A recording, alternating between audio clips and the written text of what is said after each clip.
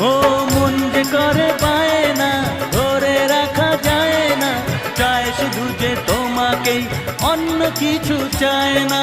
জানাই তোমাকে তা দুটি চোখের ভাষা, এই তো ভালোবাসা।